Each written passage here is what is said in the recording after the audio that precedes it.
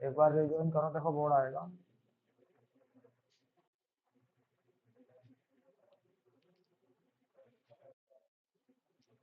आया।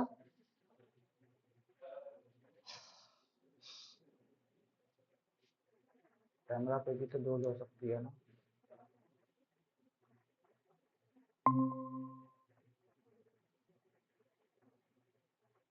हम्म। हटा, ठीक हुआ।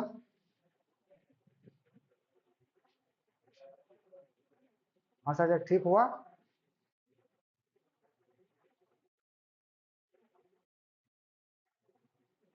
इसका मतलब यह है कि स्पीड इशू है। हम्म।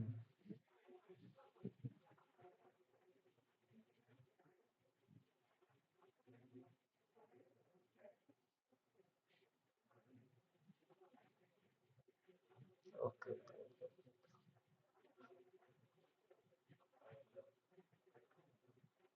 इतना 5G पे करता हूँ।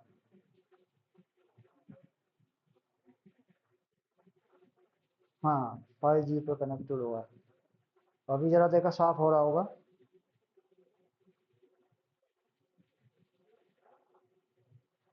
हाँ, अभी कुछ साफ हुआ। हाँ, वो तो 4G और 5G के सिग्नल देता है ना, थोड़ा फर्क पड़ जाता है उससे। अभी ठीक आ रहा है, अभी बहुत ठीक आ रहा है। हाँ ठीक है, ओके।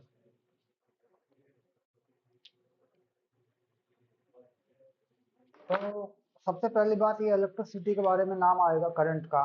तो कंसेप्ट ऑफ करंट क्या है ये समझ ले पहले, करंट होती क्या चीज है। तो इसमें हमारे पास एक होता है कंडक्टर, एक होता है इंसुलेटर, एक तीसरी चीज होती है हमारे पास सेमी कंडक्टर, और एक हमारे पास ऐसा भी होता है जिसे हम सुपर कंडक्टर बोल देते हैं।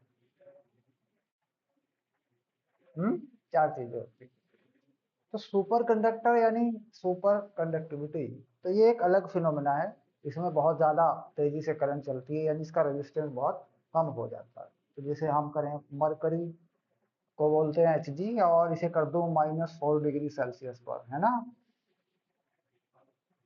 है ना। तो कुछ ऐसा मतलब किसी मटेरियल के अंदर हो सकता है। सेमी कंडक्टर क्या होता है कि पार्शियली कंडक्ट करता है, पार्शियली कंडक्ट करता है ये। बहुत थोड़ा सा पार्ट टेम्परेचर बढ़ाने पर या इसमें कुछ मिला देने पर, किसी मटेरियल में कोई मिक्सिंग कर देने पर ये कंडक्टर बन जाता है, और इलेक्ट्रॉनिक डिवाइसेस के अंदर इसका यूज होता है। क्योंकि यहाँ पर इलेक्ट्रॉन को गिन गिन के, काउंट कर करके डिजिटल नंबर पे चलाया जाता है।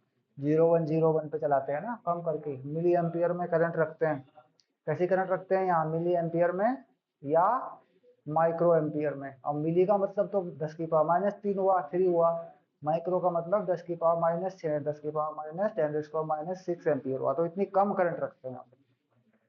तो ये इंसुलेटर में करंट पास होता ही नहीं है। इसमें क्या होता है कि कुछ ऐसी व्यवस्था होती है, इसका अरेंजमेंट ऐसा होता है कि इसमें वो चीज या इलेक्ट्रॉन या चार्ज इसमें चलने की एबिलिटी में नहीं होता। कंडक्टर में क्या होता है कि यहाँ पर हम लिख देते हैं कि इसमें फ्री इलेक्ट्रॉन होते हैं, है ना।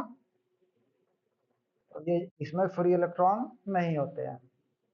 इसमें कुछ होते हैं, कुछ नहीं होते हैं। ठीक है। इसमें बहुत ज्यादा फ्री इलेक्ट्रॉन मिल जाते हैं। ठीक है। तो हम बात करते हैं इसके बारे में, स्टडी करते हैं इसके बारे में। ठीक है, यानी करंट का फिनोमेना कैसा होता है, यानी करंट चलती कैसे है। अभी जैसे करंट चलती भी है, चक्कर क्या है करंट का। तो मान लीजिए हमको रफली डायग्राम बना लें कि भाई ये हमारे पास एक बॉडी है, कंडक्टर है। और कंडक्टर के नाम पे हम क्या ले लें, कॉपर ले लें। मान लीजिए कॉपर का टुकड़ा ले लें, इसको हम ऐसे कर लें। ठीक है। ऐसे कोई कॉपर ब्लॉक ले लें और देख लें कि इसमें करंट कैसे चलेगी, क्या कंसेप्ट होगा। तो इसमें क्या होता है कि जगह जगह एटम होते हैं। मान लो ये क्या एटॉमिक पैकिंग है, लेटिस बोल देते हैं। जो बीच में इनका जाल होता है पूरा एक। तो इसमें इसे बोल देते हैं, बीच में जगह और लेटिस पूरा बना हुआ है। तो इसमें क्या होता है कि इलेक्ट्रॉन जो होता है, कॉपर के एटम से कोई इलेक्ट्रॉन निकल गया, फ्री हो गया। हम्म और फिर दूसरे वाले में जाके क्या इलेक्ट्रॉन के पास आया, तो इसमें जाके गिर गया, फिर ये फ्री हो गया। ऐसे। तो ये क्या होता है, इस तरीके से कुछ फ्री इलेक्ट्रॉन अवेलेबल रहते हैं। कुछ फ्री इलेक्ट्रॉन अवेलेबल रहते हैं। अवेलेबल रहने का मतलब ये होता है कि नॉर्मल टेम्परेचर पर अच्छा खासा ये रहता है।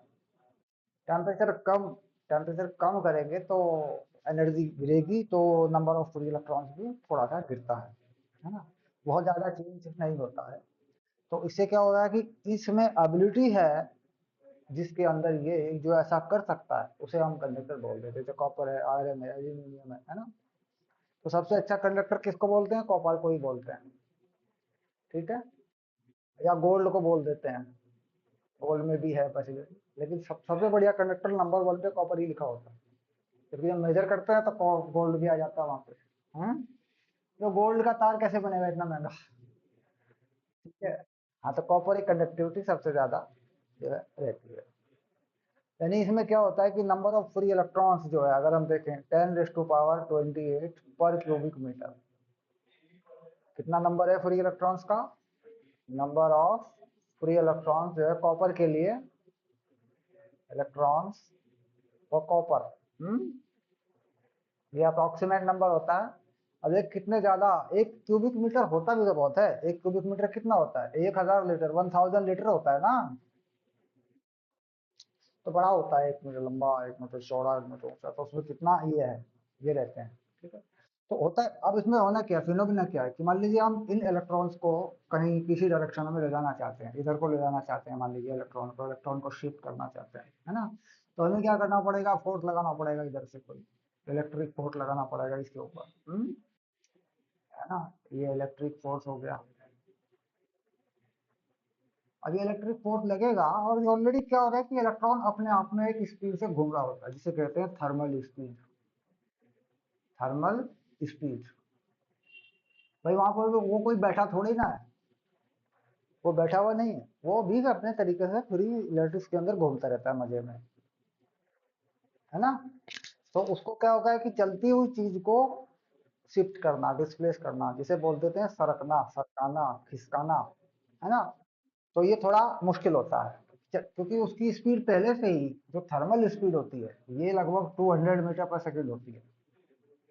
यानी इलेक्ट्रॉन पहले से जो घूम रहे होते हैं, वो लगभग 200 मीटर पर सेकेंड से घूम रहे होते हैं इसके अंदर। अब ऐसे में हम क्या करते हैं कि इस पर एक फोर्स लगाते हैं, यानी इसे जोड़ते हैं एक पोटेंशियल सोर्स से, एक बैटरी से, जिससे इलेक्ट्रिक फील्ड मिल सके, इलेक्ट्रिक फोर्स मिल सके। ये चलते हुए इलेक्ट्रॉन शिफ्ट होते हैं। ये चलते हुए इलेक्ट्रॉन क्या होते हैं? शिफ्ट होता है। तो इधर से कुछ इलेक्ट्रॉन मैं डाल दूंगा, मान लीजिए 5 इलेक्ट्रॉन मैंने इधर से डाले हैं, बैटरी सोर्स से लाया मैं बैटरी के सोर्स से लाया उन्हें ऐसे, तो इधर मुझे 5 ही मिलेंगे, ज्यादा नहीं मिलेंगे, क्योंकि वो अपने आप में एटॉमिक बैलेंस रहता है। तो ऐसा नहीं होता कि मैं इधर से 5 डालू, इधर से 25 मिल जाएंगे, ऐसा नहीं होता। तो वो क्या है कि 5 धीरे धीरे ये 5 5 को भी सरका पाएंगे ना, 5 फ्लक्चुएशन ऐसे ऐसे ऐसे चलता रहेगा। तो ये फिनोमेना है करंट का। तो करंट में इलेक्ट्रॉन फ्लो करता है, कंडक्टर के अंदर जो इलेक्ट्रॉन होता है वो फ्लो करके इधर आ जाता है, नया वाला उसमें चला जाता है। इलेक्ट्रॉन का सोर्स कहाँ होता है? बैटरी होती है, यहाँ से इलेक्ट्रॉन मिल रहा होता है। मतलब कंडक्टर इलेक्ट्रॉन का सोर्स नहीं है। आप उसे दोगे और फोर्स दोगे तो परले पार हो जाएंगे उसके अपने, वो कहेगा भाई मेरे वाले इधर ले जाओ, अपने वाले को ये दे दो, क्योंकि इलेक्ट्रॉन में कोई भेद तो है नहीं, सारे एक ही जैसे हैं।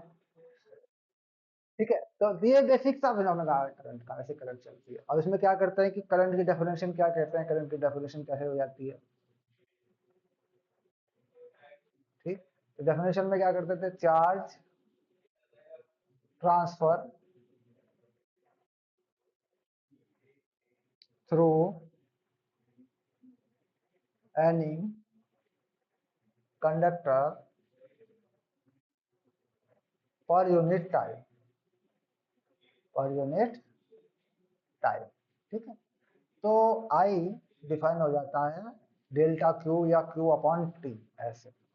तो यूनिट बन जाती है इसकी कूलम पर सेकेंड। हम्म।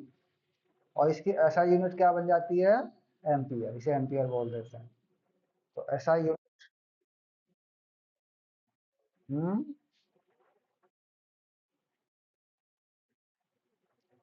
करंट के आगे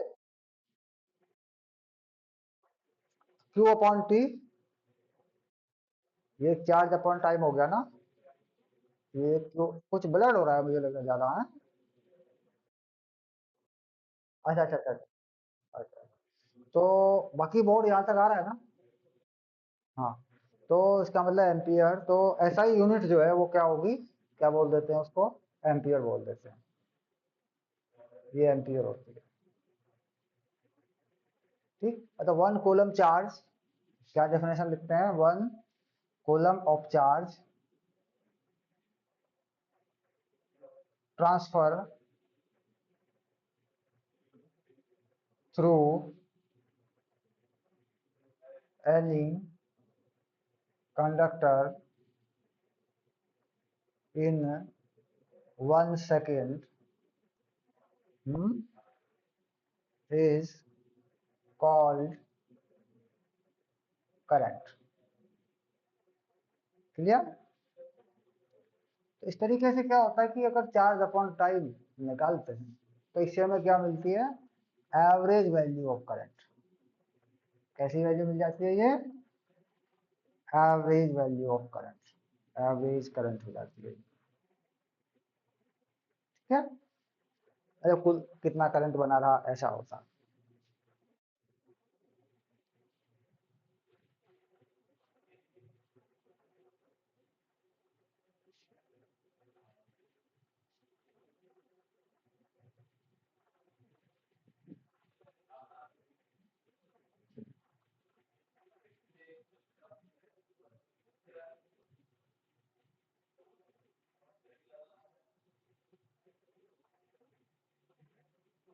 यहाँ तक तो कंफर्म है। चलिए अब देखते हैं कैलकुलेशंस कैसे कर सकते हैं, यानी जो सवाल है वो इस चीज पर कैसे बनता है। तो इसके लिए जरूरी है जानना कि जो इलेक्ट्रॉन है, जो चलता है, जो मूव करता है, इलेक्ट्रॉन कंडक्टर के अंदर मूव करता है, उस पर चार्ज कितना होता है, तो उसकी काउंटिंग हो जाती है फिर चार्ज और टाइम मिलाकर, है ना। करंट और टाइम मिलाकर, या चार्ज को टाइम से डिवाइड करके, या नंबर ऑफ इलेक्ट्रॉन्स वगैरह से लगा के, तो उनसे कैलकुलेट भी कर लेते हैं। तो इसके लिए जरूरी हो जाता है हमारे पास कि चार्ज ऑफ इलेक्ट्रॉन कितना होता है। तो जो चार्ज ऑफ इलेक्ट्रॉन होता है बेसिकली वही चार्ज ऑफ प्रोटॉन भी होता है। तो चार्ज ऑफ वन इलेक्ट्रॉन, तो कूलम में मापा जाएगा -1.6, यानी नेगेटिव में होगा, 10⁻⁻19 कूलम। पर यहाँ पर क्या होता है कि मेजरमेंट काउंट होती है तो नेगेटिव साइन को छोड़ दिया जाता है। ठीक है, ठीक। If number of electrons are n, then total charge q equals to ne। Hmm, हो गया। If these electrons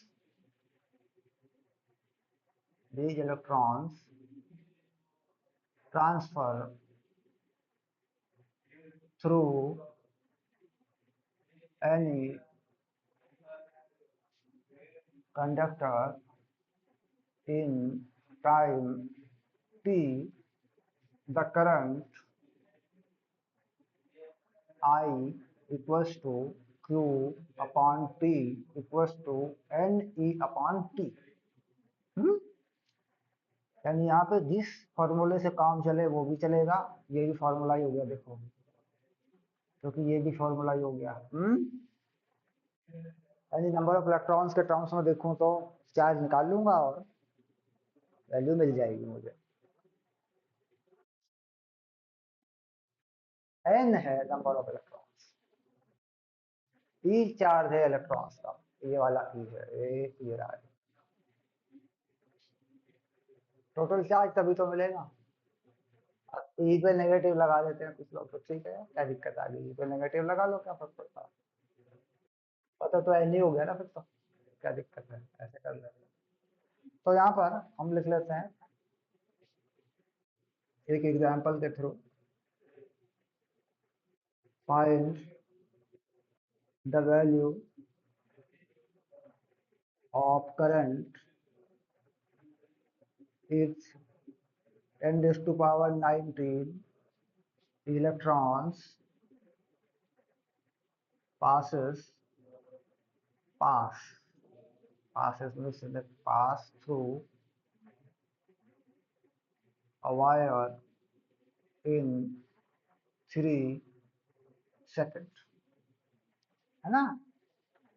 कितने टाइम में पास हो गई है इलेक्ट्रॉन? 3 सेकेंड में। XM 5 ampere current passes through a wire for 11 second. 11 क्या, इसको 5 कर दें, ज़्यादा बेटर रहेगा। Second, find the number of electrons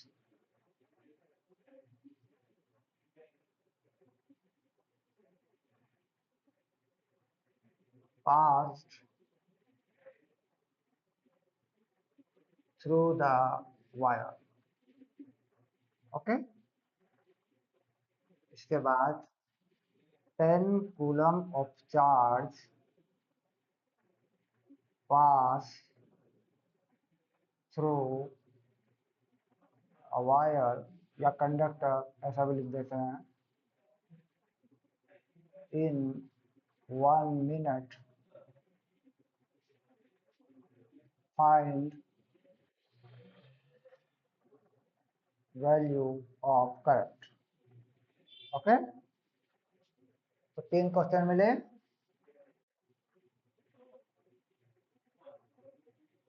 okay, हाँ, तीनों को ऊपर की टेक्निक लगा लोगों पे सॉल्व करो।